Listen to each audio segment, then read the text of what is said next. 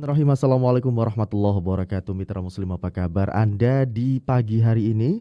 Senang sekali saya Raga Satria pagi hari ini bisa jumpa kembali menemani Anda dalam kajian Fajar Ulumul Quran. Pagi hari ini kita akan lanjut ke poin berikutnya, Mitra Muslim, tentunya bersama narasumber kita yang sudah tersambung pagi hari ini melalui Zoom. Langsung saja kita sapa beliau.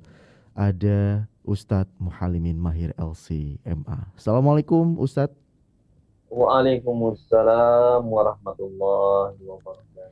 Kabar baik Ustadz ya, pagi hari ini sehat Ustadz? Alhamdulillah, bi khairin wa afiyah. Alhamdulillah. Baik Mitra Muslim, kita akan dengarkan bersama lanjutan dari hikmah turunnya Al-Quran yang berangsur-angsur bersama Ustadz Muhalimin Mahir LC MA. Silakan Ustadz. Bismillahirrahmanirrahim. Assalamualaikum warahmatullahi wabarakatuh. Waalaikumsalam. Alhamdulillah, wassalatu wassalamu ala rasulillah wa ala alihi wa sahbihi wa man wala amma ba'du. Kaum muslim yang dirahmati Allah Subhanahu wa taala, ketika dalam keadaan itu dimanapun Anda berada, rahimani wa rahimakumullah. Pagi hari ini kita akan melanjutkan kembali kajian pada kitab Manhaj Al-Quran yang telah kita bahas, yaitu tentang hikmah turunnya Al-Quran secara berangsur-angsur. Tadi sudah disebutkan, yang terakhir kita bahas adalah tentang tahapan penerapan hukum-hukum Islam. Yang sudah kita bahas adalah tentang tahapan larangan, demikian juga perintah. Kemudian yang berikutnya sekarang, kenapa Al-Quran diturunkan secara berangsur-angsur? Karena hikmah yang berikutnya adalah liijabati tani soal au li'iladi mas'alatun min masailil ummah, untuk memberikan jawaban terhadap pertanyaan atau untuk memberikan solusi terhadap permasalahan yang dialami oleh umat pada saat itu. Sebagai salah satu contoh, datang seorang wanita menemui Nabi Shallallahu Alaihi Wasallam yang mengadukan suaminya. Pasalnya suami adalah telah melakukan sebuah penghinaan menurut wanita ini. Kata wanita yang namanya Haulah ini, ya Rasulullah, saya tidak meragukan ya kesolehan suami saya, ibadahnya luar biasa, tetapi saya sangat tidak senang. Saya ini merasa terhina ya Rasulullah. Begitu saya sekarang sudah tua ya, sudah tidak seperti dulu lagi, dan beban saya juga sudah bertambah, yaitu badannya bertambah.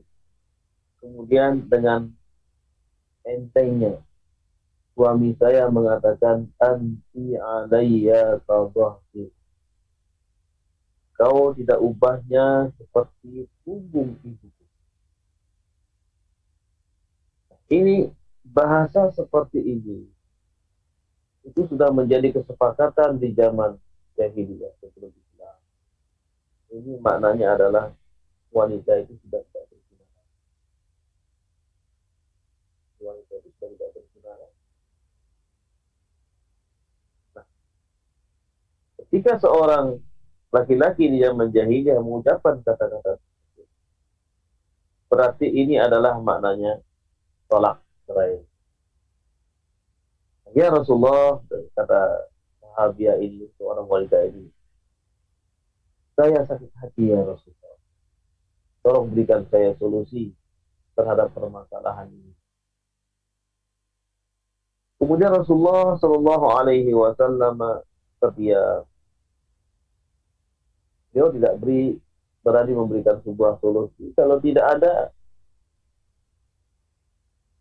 Al-Quran yang turun atau wahyu yang turun kepada beliau. Nah, dibalik Rasulullah Shallallahu Alaihi Wasallam sedang memikirkan apa solusinya. Dan Allah Subhanahu Wa Taala memberikan sebuah solusi yang sangat luar biasa. Turunlah surah Al-Mujadilah. A'udzu billahi minasyaitonir rajim. Bismillahirrahmanirrahim.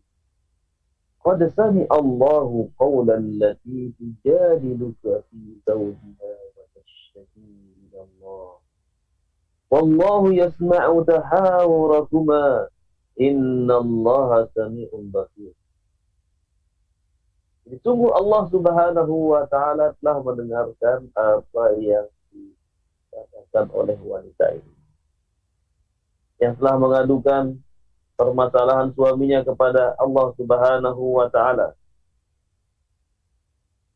Dan Allah Subhanahu wa taala, sesungguhnya Allah Subhanahu wa taala Maha mendengar lagi. Kemudian ayat yang berikutnya, alladzina yuzahiruna minkum min nisa'ihim ma hunna ummahatihim in ummahatuhum illa allai waladnahum wa innahum la yaquluna munkaran minal qawli wal zina wa innallaha la'afuwun ghafur. Nah, Allah Subhanahu wa taala mengatakan bahwa orang yang menzihar, melakukan penghinaan terhadap istri-istrinya, orang yang menzihar di antara kalian, melakukan penghinaan, mengucapkan kata-kata yang menghina istrinya, ma hunna ummahatihim, yang menyamakan mereka dengan ibunya, bukanlah istrinya itu adalah seperti ibunya. Jadi itu tidak bisa disamakan dengan ibu. Karena ibu kalian adalah yang melahirkan, kata Allah Subhanahu wa taala. Waladnahum wa innahum la yaquluna munkaran. Sesungguhnya dia telah mengucapkan perkataan yang munkar. Dan itu termasuk dosa. Akan tetapi Allah Subhanahu wa taala, wa innallaha la'afuwwun ghafur. Allah Subhanahu wa taala. Nah, inilah solusi. Jadi ketika zaman jahiliyah dulu, ya, kalau seorang laki-laki mengadakan seperti itu kepada seorang wanita atau istri, selesai. Sampai di situ rumah tangga. Tetapi Islam datang dalam rangka memberikan solusi. Bapak dan Ibu, pemirsa yang dirahmati Allah Subhanahu wa taala dimanapun Anda berada, maka marilah kita jadi solusi dalam masalah. Jadi apa yang kita sampaikan, baik ibu bapak guru yang menjadi guru, yang menjadi dosen, yang menjadi orang tua, jadilah orang-orang yang memberikan solusi.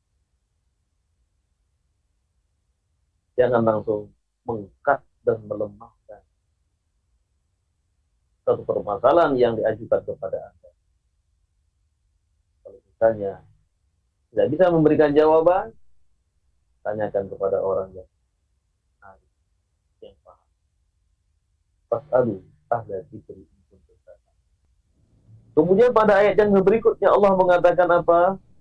Walladzina yuzahiruna min nisa'ihim tsumma ya'uduna lima qalu. Ini solusinya gitu. Orang-orang yang telah menghina istrinya, melakukan zihar terhadap istrinya, kemudian dia masih ada keinginan untuk kembali kepada istrinya, kumpul kembali, maka Allah Subhanahu wa taala memberikan solusi. Yang pertama, fatahriru raqabah, maka hendaklah dia memerdekakan budak. min qabli an yatamassa, sebelum dia berkumpul dengan dzalikum tu'adzuna bihi wallahu bima ta'maluna. Itulah khasiat Allah, ya, yang Allah Subhanahu wa taala tujukan kepada suami-suami yang muda. Dan Allah Subhanahu wa taala Maha teliti dalam apa yang terjadi. Ini solusi yang pertama. Kemudian yang kedua, faman lam yajid fasiyamu syahrayn mutatabi'ain qabli an yatamassa. Tidak menemukan budak, atau ada budaknya tetapi tidak mampu memerdekakan, maka yang kedua adalah puasa 2 bulan berturut-turut mutatabi'ain. Tidak boleh ada jeda sama sekali. Mutatabi'ain, dapat puasa sepekan kemudian batal, ulangi lagi. Karena mutatabi'ain terus menerus. Kemudian kalau tidak mampu, nah, faman lam yastati' fa it'amu sittina miskina. Dzalika litu'minu billahi wa rasulihi wa tilka hududullah walil kafirina adzabun alim. Kalau tidak mampu puasa 2 bulan berturut-turut, maka ada solusi yang ketiga, yaitu memberi makan 60 orang. Nah, sekali lagi, ini adalah urutan, bukan pilihan. Kalau pilihan, orang akan memilih yang terakhir, memberi makan 60 orang miskin, selesai. Tapi sekali lagi ini adalah urutan. Yang pertama adalah memerdekakan budak. Kalau tidak mampu, yang kedua, yaitu puasa 2 bulan berturut-turut. Kok lama puasanya? Ya, itulah akibatnya para suami-suami yang menghina istrinya, ya, dengan perkataan seperti itu. Ini di kalangan bangsa Arab. Nah, bagaimana dengan di tempat kita? Kalau di tempat kita ini, kita pelajari, jadi dalam kompilasi hukum Islam ada misalnya ada perkataan-perkataan yang apabila itu adalah diucapkan berarti dia telah menghina istrinya dan disepakati dan juga sudah diundang-undangkan. Karena beda, ya, satu dengan yang lain beda. Jadi intinya di situ adalah penghinaan. Ketika penghinaan itu dianggap sebuah pidana, nah, kemudian diundang-undangkan, maka itulah yang berlaku di satu negara. Ya, itu tidak berlaku di negara yang lain. Jadi hukum Islam itu adalah sama. Nah, di sini dikatakan kalau tidak mampu melakukan puasa 2 bulan berturut-turut, maka hendaklah melakukan 60 orang miskin. Dzalika litu'minu billahi wa rasulihi. Itu adalah sebagai bukti bahwa orang yang melakukan penghinaan ini adalah beriman kepada Allah dan Rasul. Wa tilka hududullah. Itulah hukum Allah, ya. Itulah hukum Allah Subhanahu wa taala yang harus ditepati. Walil kafirina adzabun alim. Dan bagi orang-orang kafir, Allah menyediakan azab yang pedih. Ini salah satu contoh hikmah turunnya Al-Quran secara beraturan. Al-Quran diturunkan beraturan dalam rangka untuk memberikan sebuah solusi terhadap permasalahan yang dialami oleh umat manusia pada saat itu. Dan nanti juga akan ada contoh yang lain. Pemirsa kita, mitra muslim di mana berada, saya kembalikan kepada Ya. Baik, terima kasih Ustadz atas pencerahannya pagi hari ini. Mitra muslim, bahwasanya hikmah berikutnya di antara hikmah turunnya Al-Quran yang berangsur-angsur ini adalah untuk memberikan jawaban atau solusi terhadap permasalahan yang dihadapi umat pada saat itu. Terima kasih Mitra Muslim, Anda terus bersama kami pagi hari ini dalam kajian Fajar Ulumul Quran, dan silakan Mitra Muslim Anda bisa bergabung bersama kami pagi hari ini melalui telepon 0315624555 untuk penelpon dan WhatsApp di 0855300938. Ustadz, kita sapa penelpon pertama. Assalamualaikum. Waalaikumsalam warahmatullahi wabarakatuh. Ya, Pak Sodikun di Krian, silakan. Assalamualaikum Ustaz. Waalaikumsalam warahmatullahi wabarakatuh. Ustaz, gini, kalau puasa 60 hari tak bisa, terus memberi makan tidak bisa, terus sampai di situ dia juga tidak bisa memberi makan, itu bagaimana? Ya. Itu sanksinya itu bagaimana? Apakah dia seperti orang kan di zaman Rasulullah kan ada yang waktu puasa berhubungan suami istri, tapi sampai wes nggak apa-apa, sampai dia nggak bisa membayar fidyah, itu bagaimana? Itu kalau diibaratkan orang yang terhadap istrinya tadi. Terima kasih. Assalamualaikum warahmatullahi wabarakatuh. Waalaikumsalam warahmatullahi wabarakatuh. Iya, jadi hukum Islam itu sudah ditetapkan, akan tetapi dalam pelaksanaannya ini adalah luas, ya. Jadi tidak sekaku yang kita bayangkan. Ada terjadi pelanggaran di zaman Nabi SAW. Seorang yang tidak tahan ya di siang hari pada saat Ramadan. Ini kan Ramadan di bulan suci yang datangnya hanya setahun sekali gitu ya. Dan ini dimuliakan oleh Allah Subhanahu wa taala, bahkan pintu-pintu surga dibuka, ya, pintu neraka ditutup oleh Allah Subhanahu wa taala, syaitan-syaitan dibelenggu. Nah, ternyata ya namanya manusia, ada kejadian zaman Nabi sallallahu alaihi wasallam. Dan ternyata yang melakukan ini, hubungan di siang hari ini adalah orang yang fakir, bukan miskin. Bukan yang miskin, tapi fakir. Rasulullah SAW menyuruh dia untuk memerdekakan budak. Gak mampu ya Rasulullah. Kalau begitu kamu puasa 2 bulan berturut-turut. Ya Rasulullah, bagaimana 2 bulan, sebulan saya gak tahan ya Rasulullah.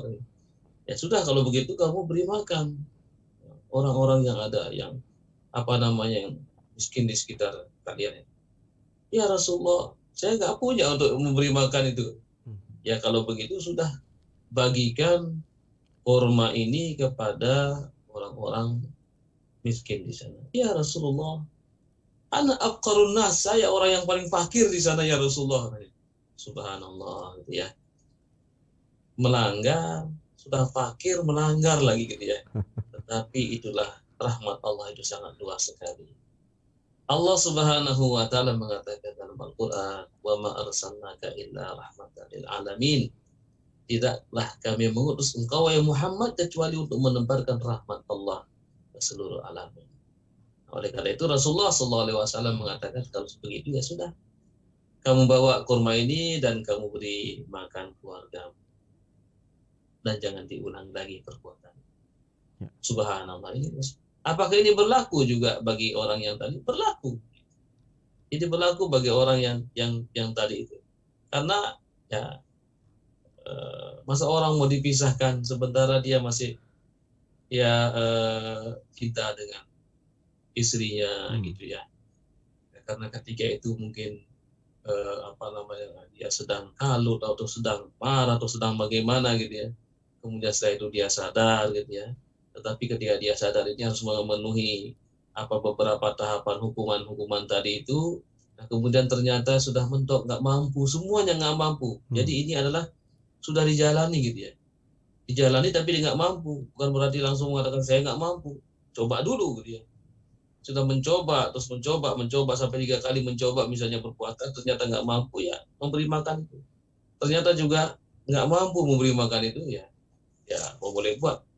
Maka perbanyaklah beristighfar, ya, mengucapkan istighfar, mohon ampun kepada Allah Subhanahu wa taala untuk tidak mengulangi lagi perbuatan itu. Nah, jadi seperti itu Mas Adikun ya. Jadi Islam itu hukumnya memang sudah tegas, tetap, tetapi dalam pelaksanaannya ini itu ada keluasan ya. Sebagaimana juga orang yang sudah diponis untuk dikisos ya, ternyata pada saat keputusan akan diambil, ternyata keluarganya mengatakan saya telah memaafkan. Nah, ketika dia sudah mengatakan saya telah memaafkan, tapi tetap di situ ada hukum Allah yang harus ditunaikan, yaitu membayar diat. Tapi orang ini tidak jadi dikisos, maka gantinya itu adalah diat. Nah, jadi begitu ya. Jadi misalnya keluarganya memang sudah memaafkan, yang lain mengatakan Pak harus dikisos misalnya. Tidak. Jadi yang didengarkan itu adalah keluarga yang bersangkutan yang telah memaafkannya. Misalnya ada orang tua yang dibunuh, anak-anaknya mengatakan sudah kita maafkan aja dia. Tapi setelah dimaafkan itu tetap dia harus memenuhi apa yang telah ditetapkan Allah, yaitu membayar dia. Jadi seperti itu nggih Pak Sadikun. Jadi hukum Islam sangatlah luas. Oke. Wallahu ta'ala. Ya baik, terima kasih Pak Sodikun di Krian ya, sudah fakir melanggar lagi, kayak gak tahu diri gitu ya. Ibaratnya kalau sudah miskin sombong lagi, waduh. Iya. Ya terima kasih untuk Pak Sodikun di WhatsApp dan juga channel YouTube Suara Muslim TV. Rupanya banyak juga yang berkomentar dan bertanya ini Ustadz. Saya bacakan satu-satu dulu. Ini yang ada di channel YouTube Suara Muslim TV ya. Terima kasih. Ini ada juga yang menyapa Bu Ria Ani dari Hong Kong, hadir menyimak. Masya Allah. Ini dari Hong Kong. Dari Hong Kong. Orang Indonesia yang ada di Hong Kong ini juga menyimak Ustadz. Masya Allah. Terima kasih. Masya Allah. Ada Ibu Rini Maskur. Ini beliau bertanya, Ustadz saya ingin menanyakan ini, apa sih makna dari kalimat menyamakan istrinya dengan ibunya? Itu maksudnya gimana ya yang tadi yang disampaikan oleh Ustadz? Ya. Jadi yang dimaksud dengan zihar di sini adalah sebuah penghinaan, yaitu menyamakan di sini artinya pada saat ibunya kan sudah tua gitu ya, sudah tidak mampu lagi melakukan pekerjaan, dan di sini adalah penyamaannya itu adalah dari sisi hal yang tidak baik. Jadi misalnya ada orang yang mengatakan Masya Allah, kamu seperti ibu saya. Dalam hal kebaikan, ya, Masya Allah, kamu seperti ibu saya. Misalnya dalam hal misalnya kecantikan misalnya. Apakah ini masuk? Tidak. Jadi yang dimasukkan itu adalah penghinaan. Yang tentunya penghinaan ini adalah ya didasari dengan niat. Dia sudah niat. Jadi dia tidak boleh jadi seorang laki-laki melakukan sebuah perkataan yang itu adalah maknanya menghina. Itu sama saja dengan menghina ibunya begitu ya. Jadi artinya ketika mengatakan seperti itu berarti dia telah merendahkan ibunya. Padahal istrinya itu adalah bukan orang yang melahirkan dia. Anti alayya ka dhahri ummi. Jika di situ dikatakan bahwa ibu-ibu mereka yang melahirkan mereka bukan istrinya gitu ya. Nah, jadi intinya adalah itu sebuah penghinaan yang disamakan istrinya disamakan dengan ibunya dalam hal keburukan, bukan dalam hal kebaikan. Kalau dalam hal kebaikan tidak apa-apa. Oke. Tadi kamu seperti ibu saya, Masya Allah baik, kemudian dia rajin ya, begitu seterusnya, ini tidak jadi masalah. Oke, baik, seperti itu Mitra Muslim. Jadi menyamakan dalam hal keburukan ini yang tidak boleh Mitra Muslim ya. Atau tadi istilahnya adalah zihar Ustadz ya. Iya.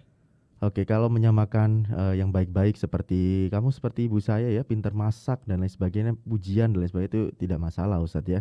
Iya. Terima kasih Bu Rini Maskur dari channel YouTube Suara Muslim TV sudah bergabung bersama kami. Kita coba bacakan pertanyaan berikutnya dari Mitra Muslim Bapak Hari Santoso ini ya, akunnya. Beliau menanyakan, Ustadz mohon pencerahan ya, mengapa kitab-kitab Nabi atau Rasul terdahulu itu tidak bisa kita ketahui jejaknya di zaman sekarang? Contohnya seperti Injil, Taurat dan lain sebagainya, kok sudah tidak murni lagi keasliannya? Itu kira-kira masih ada nggak Ustadz yang benar-benar asli?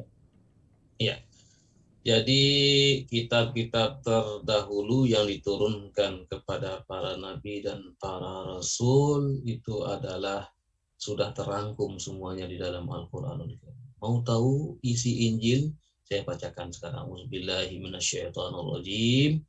Surah As-Saff ya, ayat yang ke-6. وَإِذْ قَالَ عِيسَى ابْنُ مَرْيَمَ يَا بَنِي إِسْرَائِيلَ إِنِّي رَسُولُ اللَّهِ إِلَيْكُمْ مُصَدِّقًا لِمَا بَيْنَ يَدَيَّ مِنَ التَّوْرَاةِ ومبشرا برسول يأتي من بعد اسمه أحمد فلما جاءهم بالبينات قالوا هذا سحر مبين. Dan ingatlah ketika Nabi Isa berkata kepada kaumnya yaitu Bani Israel, wahai Bani Israel, aku ini adalah utusan Allah kepada kalian dan aku ini membenarkan isi dari kitab Taurat dan memberi kabar gembira kepada kalian bahwa nanti akan lahir seorang nabi yang namanya Ahmad. Ketika benar-benar nabi itu muncul, maka mereka mengatakan ini sihir yang nyata. Salah satu isinya. Jadi salah satu isinya adalah ya perkataan Nabi Isa tadi, dan Nabi Isa pun mengatakan ya, ada lagi ya di dalam surah Maryam ya, di dalam surah Maryam Nabi Isa mengatakan innallaha rabbi wa rabbukum, sesungguhnya Allah itu adalah Tuhanku dan Tuhan kalian semuanya, maka adalah sembahlah Dia. Itu isi daripada kitab Injil. Jadi kita tidak perlu lagi mencari-cari ya apa namanya kitab Injil yang asli, itu sudah dirubah-rubah oleh mereka. Begitulah mereka. Makanya mereka dikatakan dolin, sesat. Ya. Kalau kaumnya Nabi Musa ya dikatakan maghdub. Orang-orang Yahudi itu maghdub, dimurkai oleh Allah. Kenapa? Karena setiap kali turunkan ayat kepada mereka, mereka rubah-rubah. Sehingga Allah murka kepada mereka. Sehingga dikatakan di akhir surah Al-Fatihah kita selalu mengatakan ya, ihdinas siratal mustaqim siratal ladzina an'amta 'alaihim ghairil maghdubi 'alaihim waladdallin.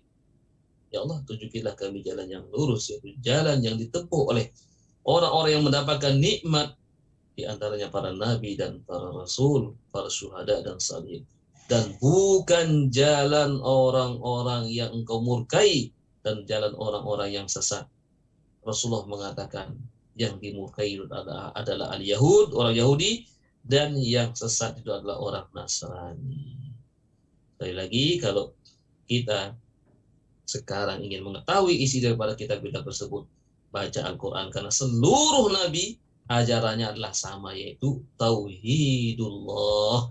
Walaqad arsalna nuhan ila qaumihi an ibudullaha ma lakum min ilahin ghairu afala tattaqun. Contohnya, dan kami utus Nabi Nuh kepada kaumnya dan mengatakan sembahlah Allah ya. Ya, sembahlah Allah dan jangan menyekutukan dengan siapapun, dan agar kalian menjadi orang-orang yang bertakwa. Rasulullah mengatakan ketika Umar bin Khattab memegang, ketika itu ada lembaran-lembaran Taurat ya. Kata Umar bin Khattab, kalau sekiranya Nabi Musa hidup saat sekarang ini, dia akan tinggalkan Taurat itu, dia akan mengikuti Al-Quranul Karim. Jadi Al-Quranul Karim adalah sudah paripurna. Jadi cukup kita menjadikan Al-Quran sebagai pedoman kita. Al-Quran dusturna, wal Quran imamuna. Al-Quran itu adalah imam kita yang akan menuntun kita.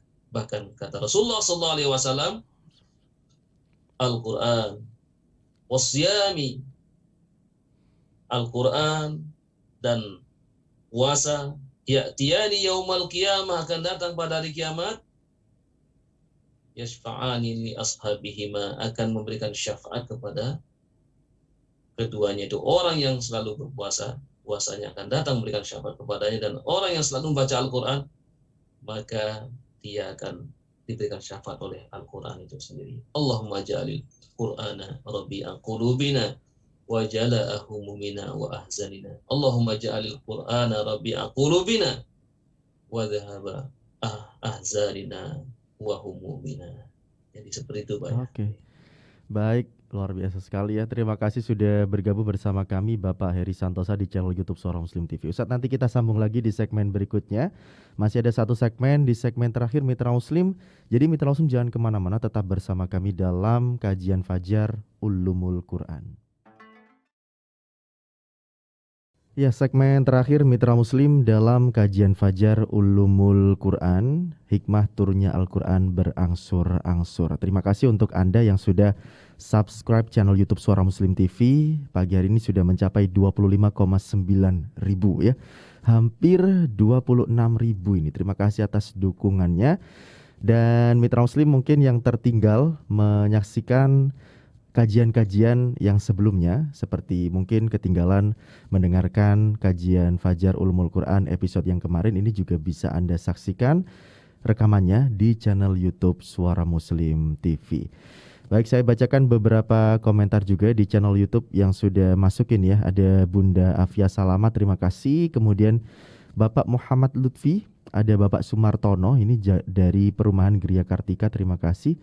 Kemudian Ibu Elo, ada Bapak Farih Chandra, ini dari Driorejo, Gresik ya. Kemudian ada Bapak Purnomo, ini juga menyimak.